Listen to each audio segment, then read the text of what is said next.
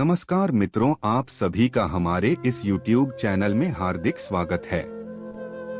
इस बार जन्माष्टमी पर बहुत बड़ी कंफ्यूजन होने वाली है। भक्ति कई जगह लिखा है कि जन्माष्टमी 15 अगस्त को मनाया जाएगा और कई लोग कह रहे हैं कि 16 अगस्त को जन्माष्टमी का महापर्व मनाया जाएगा। तो भक्तों, हम आपको सही और सटीक जानकारी इस वीडियो में बताएंगे। भक्तों, चलिए बारी बारी से सभी जानकारी जान लेते हैं। माताएं एवं बहनों, लड्डू गोपाल की कृपा हमेशा ही आप पर एवं आपके परिवार पर बनी रहे। माताएं एवं बहनों, आज की वीडियो बेहद ही खास और ज्ञानवर्धक होने वाली है, क्योंकि आप सभी को हम बता दें कि जन्माष्टमी के दिन कुछ ऐसे शुभ योगी का निर्माण होने जा रहा है। अगर आप अपने जीवन में सुख समृद्धि पाना चाहते हैं, आप अपनी हर एक मनोकामना पूरी करना चाहते हैं, तो आपको हम बता दें कि अगर आप लड्डू गोपाल यानी कि श्री कृष्ण की कुछ ऐसी वस्तुएं हैं, अगर आप कुछ ऐसी चीज हैं जिन्हें आप अगर जन्माष्टमी के दिन या फिर जन्माष्टमी से एक दिन पहले अगर आप इन चीजों को अपने घर ले आते हैं, तो मां के चलिए आपके भाग्य के तारे निराले हो जाएंगे। आप अपने जीवन में जो भी परेशानी से जूझ रहे हैं, वह हमेशा के लिए समाप्त हो जाएगी। माताएं एवं बहनों, आप सभी को हम बता दें कि अगर आप इन चीजों को अपने घर पर ले आते हो और पूरी पूजा विधि के साथ अगर आप इन चीजों को अपने घर पर रख लेते हो, तो मन कर चलिए, आपको वह लाभ देखने को मिलेगा जो आपने कभी नहीं देखा होगा। इसीलिए माताएं बहनों से हाथ जोड़कर निवेदन है कि हमारे चैनल की इस वीडियो को आप पूरा जरूर देख लें, क्योंकि हम आपको बता देती कुछ ऐसे शुभ संयोग का निर्माण होने जा रहा है कि इस जन्माष्टमी बहुत ही पवन और चमत्कारी होने वाली है। इसलिए माताएं एवं बहनों, पहले हम आपको बता देते हैं कि जन्माष्टमी कितनी तारीख को मनाई जाएगी और कौन से बुक शुभ संयोग इस दिन निर्माण हो रही है, जिससे कि हर एक माता बहन को बहुत ही शुभ और मंगलकारी लाभ प्रदान होने वाला है। इसलिए अगर आप लड्डू गोपाल की कृपा पाना चाहते हैं, प्राप्त करना चाहते हैं, तो इस वीडियो को सच्चे दिल से लड्डू गोपाल जी के लिए एक लाइक जरूर ही कर दीजिए। चलिए पहले यह जान लेते हैं कि कौन सी बुक शुभ सहयोग का निर्माण हो रहा है, जो बहुत ही शुभ और मंगलकारी इस जन्माष्टमी पर माने जा रही है। उसके बाद हम जानेंगे कि आखिर वह कौन सी वस्तुएं हैं जिन्हें अगर आप जन्माष्टमी के दिन अपने घर ले आते हैं, तो आपकी हर एक मनोकामना इच्छा एक दिन में ही यानी कि 24 घंटे के अंदर ही पूरी हो जाएगी। एवं आपके घर में अगर धन की कमी है या फिर कोई भी समस्या हो, वह एक दिन में ही समाप्त हो जाएगी। चलिए सभी बातों को हम बारी बारी से जान लेते हैं। जन्माष्टमी पर अब की बार जयंती सहित रोहिणी योग जाने। कृष्ण जन्माष्टमी पूजन का शुभ मुहूर्त। जन्माष्टमी का पर्व इस बार 15 या 16 अगस्त कब है? जन्माष्टमी जानिए। तिथि, पूजा का शुभ मुहूर्त और धार्मिक महत्व। वैदिक पंचांग के अनुसार हर साल भाद्रपद माह के कृष्ण पक्ष की अष्टमी तिथि पर जगत के पालनहार भगवान श्री कृष्ण का अवतरण दिवस मनाया जाता है। हिंदू धर्म में कृष्ण जन्माष्टमी का विशेष महत्व है। पंचांग मुताबिक हर साल श्री कृष्ण जन्माष्टमी भादो मास के कृष्ण पक्ष की अष्टमी तिथि को मनाए जाने का विधान है। इस दिन भगवान श्री कृष्ण जन्मोत्सव होता है। आपको बता दें कि भगवान श्री कृष्ण के जन्म के समय अष्टमी तिथि, रोहिणी नक्षत्र, लग्न वृषभ राशि और बुधवार का दिन था। वहीं भगवान का जन्म मध्य रात्रि को हुआ था। इस दिन श्री कृष्ण के बाल स्वरूप लड्डू गोपाल के रूप में उनकी मूर्ति का पूजन करना शुभ होता है। इस साल जन्माष्टमी का पर्व 16 अगस्त को मनाया जाएगा। साथ ही इस दिन सर्वार्थ सिद्धि और अमृत सिद्धि योग बन रहा है, जिससे इस दिन का महत्व और भी बढ़ गया है। आइए जानते हैं तिथि और शुभ मुहूर्त। कृष्ण जन्माष्टमी तिथि 2025 पंचांग के मुताबिक 15 अगस्त को देर रात 11:48 पर भाद्रपद माह के कृष्ण पक्ष की अष्टमी तिथि आरंभ होगी। वहीं 16 अगस्त को रात और 9:35 पर अष्टमी तिथि का अंत होगा। भगवान कृष्ण का जन्म मध्य रात्रि में हुआ है। इसके लिए भगवान कृष्ण का जन्मोत्सव मध्य रात्रि में मनाया जाता है। कृष्ण जन्माष्टमी शुभ मुहूर्त 2025 जन्माष्टमी पर शुभ मुहूर्त 16 अगस्त को रात्रि 12:05 से लेकर 12:45 तक रहेगा। आपको बता दें कि जन्माष्टमी की रात्रि में भगवान श्री कृष्ण की विधि विधान पूर्वक पूजा अर्चना की जाती है। जयंती योग का शुभ संयोग इस दिन चंद्रमा वृषभ राशि में होंगे, जैसा कि भगवान कृष्ण के जन्म के समय संयोग बना है। दरअसल उस दिन भी चंद्रमा वृषभ राशि में ही थे। जिस रात में अष्टमी तिथि मध्यकाल में होती है, उसी दिन जन्माष्टमी का पर्व मनाया जाता है। इस दिन रोहिणी नक्षत्र और चंद्रमा का वृषभ राशि में होना बेहद ही शुभ फलदायक रहेगा। साथ में अगर जन्माष्टमी पर सोमवार या बुधवार हो जाए तो यह बहुत ही दुर्लभ संयोग बनाता है। बुधवार और सोमवार को जन्माष्टमी होने पर जयंती योग का शुभ संयोग बनता है, जिसे जयंती योग भी कहते हैं। दरअसल जिस दिन भगवान कृष्ण का जन्म हुआ था उस दिन बुधवार था। ठीक इससे 6 दिन बाद यानी सोमवार को भगवान कृष्ण का नामकरण आदि कार्य किए गए थे। इसलिए जन्माष्टमी सोमवार या बुधवार में होना बेहद शुभ मानी जाती है। माताएं एवं पहलू आप सभी को हम बता दें कि आपको कुछ ऐसी गलतियां हैं जो कि आपको जन्माष्टमी के दिन भूलकर भी नहीं करनी चाहिए। यह जानना आपके लिए बेहद ही जरूरी और खास है, क्योंकि अगर आप जन्माष्टमी का व्रत रखती हैं तो आपको ऐसी गलतियां भूलकर भी नहीं करनी चाहिए। इसके बाद हम जानेंगे कि आपको जन्माष्टमी के दिन कौन सी वह चीज है जो अपने घर पर जरूर ही ले आनी है। पर इससे पहले हम आपको यह भी बता देते हैं कि ऐसी कौन सी बुक गलतियां हैं जो जन्माष्टमी के दिन किसी भी माता बहन को भूलकर भी नहीं करना चाहिए। नहीं तो घर पाप लगता है और इसे आपके परिवार को बहुत ही ज्यादा कष्टकारी दुख का सामना करना पड़ सकता। इसलिए आप वीडियो को पूरा ही देखें। चलिए जान लेते हैं वह कौन से काम है जो हमें भूलकर भी नहीं करने चाहिए। कृष्ण जन्माष्टमी का दिन बहुत शुभ होता है और मान्यता है कि इस दिन भक्तों की सारी मनोकामनाएं पूरी होती हैं। हालांकि इस दिन कुछ खास बातों का भी ध्यान रखना जरूरी होता है। आइए जानते हैं कि कृष्ण पूजा के दौरान कौन से काम शुभ नहीं माने जाते हैं। जन्माष्टमी के दिन भूलकर भी तुलसी के पत्ते नहीं तोड़ने चाहिए।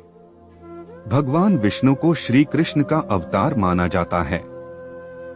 मान्यता के अनुसार तुलसी भगवान विष्णु को अत्यंत प्रिय है। इसलिए इस दिन तुलसी के पत्ते तोड़ना शुभ नहीं माना जाता है। मैं माता एवं बहनों आप सभी ऐसी गलती भूलकर भी ना करें, क्योंकि इससे घोर पाप लगने की आशंका बनी रहती है। इसलिए आप सभी को इस गलती को भूलकर भी नहीं करना चाहिए, नहीं तो आपके घर में कल है, कल इसका मां बन जाता है। और ना ही अपने घर पर किसी को यह चीज करने दी। चलिए अगली गलती जान लेते हैं जो आपको भूलकर भी नहीं करनी चाहिए। जो लोग जन्माष्टमी का व्रत नहीं रखते हैं उन्हें भी इस दिन चावल नहीं खाना चाहिए। एकादशी और जन्माष्टमी के दिन चावल और जौ से बने भोज्य पदार्थ खाना वर्जित माना जाता है। माता एवं बहनों आपको हम बता दें इस दिन चावल होते हैं, उन्हें आप भूलकर भी ना खाएं। यह अच्छा नहीं माना जाता और लड्डू गोपाल को ऐसी चीज कभी भी अच्छी नहीं लगती है जो कि आप अगर जन्माष्टमी के दिन ऐसी चीज खाते हैं तो यह बिल्कुल भी शुभ नहीं माना जाता बल्कि अशुभ ही माना जाता है। इसलिए आप इन चीजों का सेवन भी भूलकर भी ना करें। आज के दिन लहसुन, प्याज या कोई भी अन्य तामसिक भोजन नहीं करना चाहिए। इस दिन घर में मांस और शराब नहीं लाना चाहिए। इस दिन प्याज और लहसुन को तो भूलकर भी नहीं खाना चाहिए, क्योंकि यह तामसिक भोजन में आते हैं और इन चीजों को आप भूलकर भी सेवन नहीं करना चाहिए, क्योंकि यह बिल्कुल भी अच्छा नहीं माना जाता। और लड्डू गोपाल भी इन चीजों का अगर आप जन्माष्टमी के दिन सेवन करते हैं तो लड्डू गोपाल आपके घर से दूर चले जाते हैं और वह नाराज हो जाते हैं। इसलिए आप इन चीजों का सेवन भूलकर भी ना करें तो आपके लिए यह बहुत ही शुभ और मंगलकारी माना जाएगा। कृष्ण जन्माष्टमी के दिन भूलकर भी किसी का अनादर ना करें। भगवान कृष्ण के लिए अमीर या गरीब सभी भक्त एक समान ही हैं। किसी भी गरीब का अपमान करने से श्री कृष्ण अपसार चाहिए। इससे घर और परिवार में सुख और शांति बनी रहती है। जन्माष्टमी के दिन ब्रह्मचर्य का पालन करना अनिवार्य होता है। इस दिन पूरे पवित्र मन तन से भगवान की पूजा करनी चाहिए। इस दिन भूलकर भी गायों का अपमान नहीं करना चाहिए। भगवान कृष्ण को गायों से बहुत प्रेम था। कान्हा बचपन गायों के साथ ही खेलते थे। ऐसी मान्यता है कि जो भी गाय की पूजा करता है उसे श्री कृष्ण का आशीर्वाद जरूर मिलता है। जो लोग इस दिन व्रत रखते हुए उन्हें रात में 12:00 बजे से पहले अपना व्रत नहीं खोलना चाहिए। उससे पहले व्रत खोलने से पूजा का फल मिलता है और व्रत भी अधूरा माना जाता है। माताएं एवं पहलू चली। अब जान लेते हैं कि वह कौन सी ऐसी चीज है जिन्हें अगर आप लड्डू गोपाल की कृपा पाने के लिए यानी कि लड्डू गोपाल की कृपा प्राप्त करने के लिए अगर आप जन्माष्टमी के दिन आप इन चीजों को खरीद कर अपने घर ले आते हैं तो मानकर चलिए आपका भाग्य बदल जाएगा। माताएं एवं बहनों, आप सभी से हाथ जोड़कर निवेदन है कि हमारे चैनल की इस वीडियो को अभी तक आप देख रहे हैं तो कमेंट बॉक्स में जय जय लड्डू गोपाल जय श्री कृष्ण अवश्य ही लिख दें, जिससे कि आपकी हर एक मनोकामना लड्डू गोपाल तक पहुंच जाएगी और हर एक मनोकामना 24 घंटे के अंदर ही पूरी हो जाएगी। चलिए जान लेते हैं कौन सी है वह वस्तुएं जिन्हें अगर आप जन्माष्टमी के इतने पावन अवसर पर अपने घर ले आते हैं तो आपको वह लाभ देखने को मिलेगा जो आपने अपनी जिंदगी में कभी कल्पना भी नहीं की होगी। इसलिए हम सभी बातों को आप सभी को बारी बारी से बताएंगे। चलिए जान लेते हैं कौन सी है वह वस्तुएं जिन्हें अगर आप जन्माष्टमी के दिन घर ले आएंगे तो यह बहुत ही शुभ और मंगलकारी रहेगा। माताएं एवं बहनों, आप सभी को हम बता दें कि आपको यह तो याद ही होगा कि भगवान श्री कृष्ण को माखन बचपन से ही पसंद था। श्री कृष्ण घरों से माखन चुराकर खाते थे, इसीलिए उनको माखन चोर भी कहा जाता है। जन्माष्टमी के दिन अगर माखन में तुलसी डालकर भगवान श्री कृष्ण को अर्पण करते हैं तो सारी मनोकामनाएं पूर्ण होंगी। बांसुरी, जब भी आप भगवान श्री कृष्ण का चित्र देखते हैं तो उसमें बांसुरी अवश्य होती है। भगवान श्री कृष्ण को बांसुरी अति प्रिय है। बांसुरी प्रेम के कारण इन्हें बंसीधर के नाम से भी जाना जाता है। जन्माष्टमी के दिन आप चांदी या लकड़ी की बांसुरी खरीदकर भगवान श्री कृष्ण को चढ़ाएं। पूजा समाप्त होने के बाद उसे तिजोरी में रख दें। इससे घर की आर्थिक समस्या दूर होती है। गाय बछड़े की मूर्ति, ज्योतिष शास्त्र के अनुसार गाय में कई देवी देवताओं का वास होता है। अगर आप घर की बनी पहली रोटी गाय को खिलाते हैं तो सारे ग्रह दोष समाप्त हो जाते हैं। भगवान श्री कृष्ण को गाय से बेहद लगाव था। गाय के दूध से बना घी, मक्खन व खाते थे।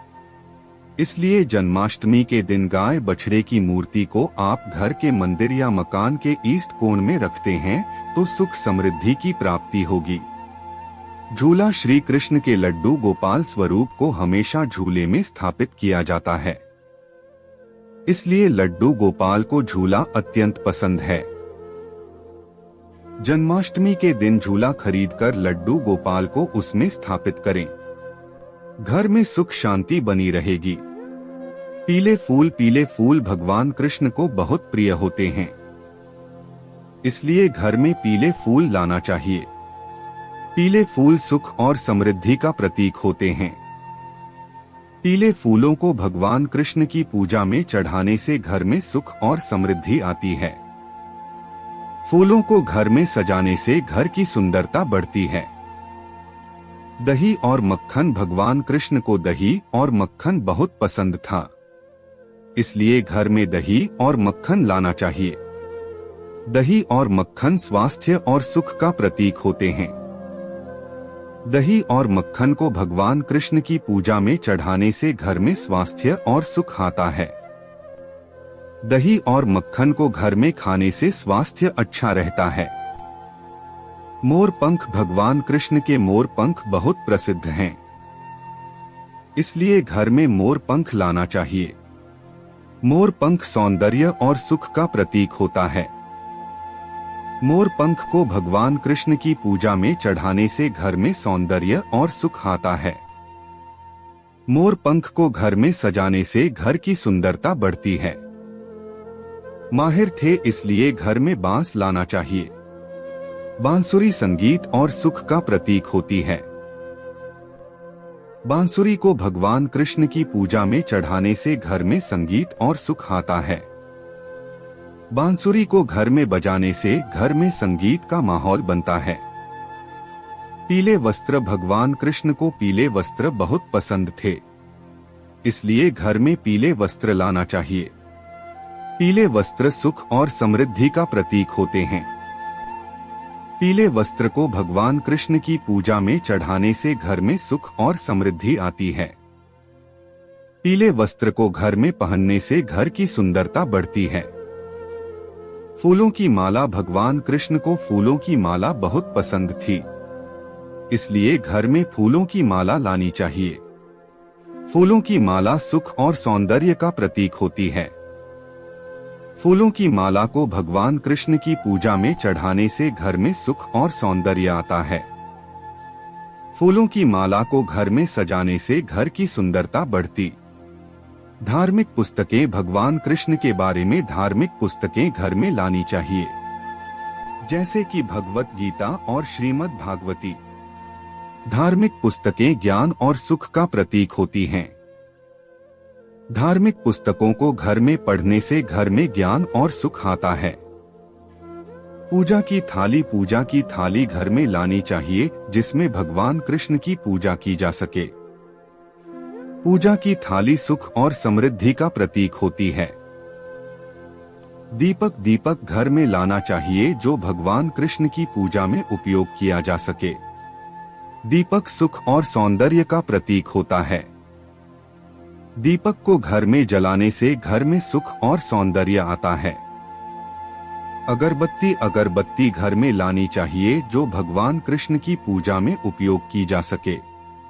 अगरबत्ती सुख और सौंदर्य का प्रतीक होती है, को घर में जलाने से घर में सुख और सौंदर्य आता है। प्रसाद घर में लाना चाहिए, जो भगवान कृष्ण की पूजा में उपयोग किया जा सके। प्रसाद सुख और सौंदर्य का प्रतीक होता है।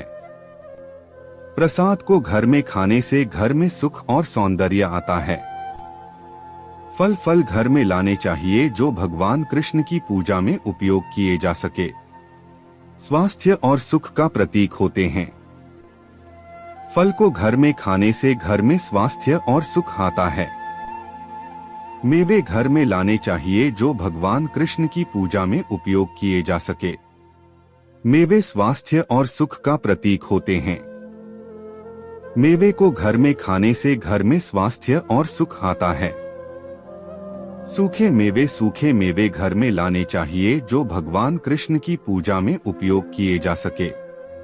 सूखे मेवे स्वास्थ्य और सुख का प्रतीक होते हैं। सूखे मेवे को घर में खाने से घर में स्वास्थ्य और सुख आता है। चंदन घर में लाना चाहिए, जो भगवान कृष्ण की पूजा में उपयोग किया जा सके।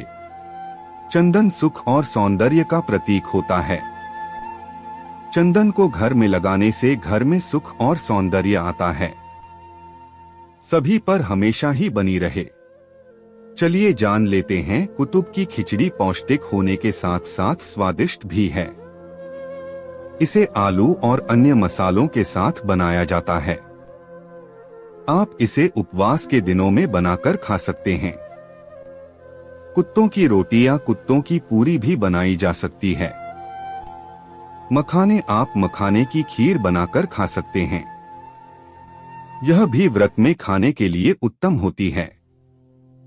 मखाने में लौह, कैल्शियम और फास्फोरस उच्च मात्रा में होते हैं, जिससे आपके शरीर को जरूरी पोषक तत्व प्राप्त होते हैं और इससे आपका पेट भी भरा रहता है। यह खाने में भी स्वादिष्ट लगती है। इसमें चीनी की मात्रा आप अपनी आवश्यकता अनुसार डाल सकते हैं। का सेवन करना पूरे वर्ष लाभदायक होता है। फलों से आपको जरूरी ऊर्जा मिलती है। व्रत में फल खाए जा सकते हैं। आप चाहे तो अपने पसंद के फ्रूट से फ्रूट चाट भी बनाकर खा सकते हैं। फलों में आप मौसमी फल खाएं या आपके पसंद के फल का चुनाव कर सकते हैं। साबूदाना, साबूदाना उपवास के दौरान एक पसंदीदा व्रत का खाना है, जिसे व्रत में अधिकतर लोगों द्वारा खाया जाता है। इसमें कार्ब्स या स्टार्च भरपूर होता है, जो हमें ऊर्जा से भरने में मदद करता है। आप साबूदाना की खीर, साबूदाना की खिचड़ी, साबूदाना के पापड़ और भी बहुत कुछ बना सकते हैं। दूध का भी व्रत में सेवन कर सकते हैं और इसे कई रूपों के साथ प्रयोग कर सकते हैं। मिल्क शेक बनाकर पी सकते हैं। यह टेस्टी भी होते हैं और आपको हाइड्रेटेड भी होते हैं।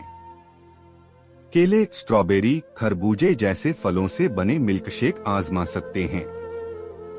दही का प्रयोग करके फ्रूट्स के साथ ट्राई कर सकते हैं। इसमें नाशपाती, सेब और अंगूर काटकर मिलाएं और इसका लुत्फ उठाएं।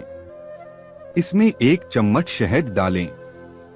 यह इसके स्वाद को दोगुना कर देगा। सिंघारे के आटे का समोसा चाय के साथ इस नाश्ते को ट्राई कर सकते हैं। इसे उपवास सामग्री जैसे सिंघारे के आटे, सेंधा, नमक और मसाले से बना सकते हैं। धनिये की चटनी के साथ इसे खाने का मजा लें। सूखे मेवे, आप सूखे मेवों को भी अपने व्रत के खाने में शामिल कर सकते हैं। जैसे किशमिश, खजूर, अखरोट, बादाम सभी अच्छे विकल्प हैं। इन्हें ज्यादा मात्रा में ना खाएं। आलू, व्रत में आलू एक बेहतरीन आहार है क्योंकि इसे कई तरह से पकाया जा सकता है, जैसे आलू खड़ी, आलू की सब्जी, खट्टे मीठे आलू, मूंगफली के दाने। यह उपवास करने वालों के लिए एकदम सही है। दिन पूजा के समय गलत दिशा में नहीं बैठना चाहिए। गलत दिशा में बैठने से भगवान कृष्ण नाराज हो सकते हैं। श्री कृष्ण की मूर्ति को गलत तरीके से सजाना। जन्माष्टमी के दिन श्री कृष्ण की मूर्ति को गलत तरीके से सजाने से भगवान कृष्ण नाराज हो सकते। इस वीडियो को पूरा देखने के लिए धन्यवाद।